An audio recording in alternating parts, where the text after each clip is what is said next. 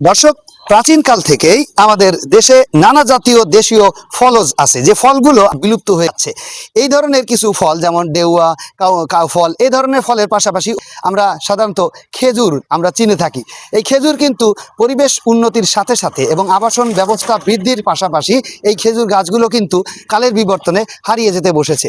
পাশাপাশি এই পুষ্টিদায়ক ফলটিও কিন্তু এখন আর স্বাভাবিকভাবে চোখে পড়ে না।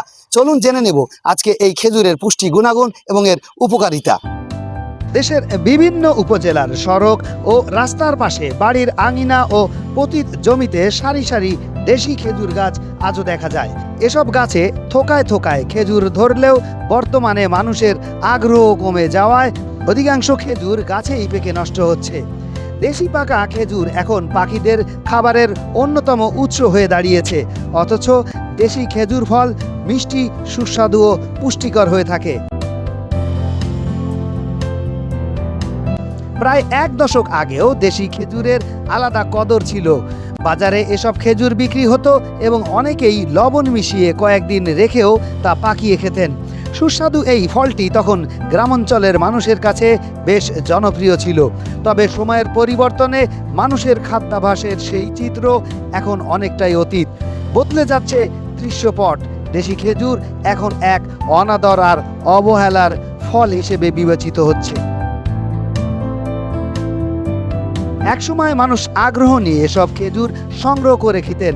এছাড়া এসব গাছে কোনো কীটনাশক প্রয়োগের প্রয়োজন হয় না এবং বিশেষ যত্ন ছাড়াই ভালো ফলনও পাওয়া যায়।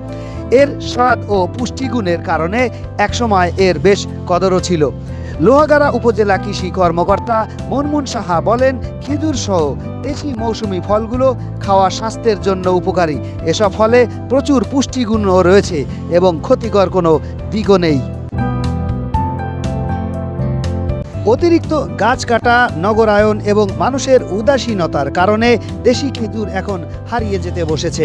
অনেক কৃষক লাভ কম হওয়ায় খেজুর গাছ রোপণে আগ্রহ হারাচ্ছেন। ফলে নতুন প্রজন্ম ধীরে ধীরে ভুলে যাচ্ছে খেজুরের আসল স্বাদ ও গ্রামীণ সংস্কৃতির এই গুরুত্বপূর্ণ অংশ।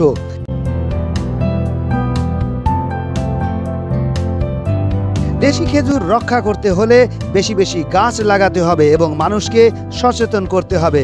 আমাদের ঐতিহ্য ও পরিবেশ বাঁচাতে দেশি খেজুর সংরক্ষণ এখন সময়ের দাবি।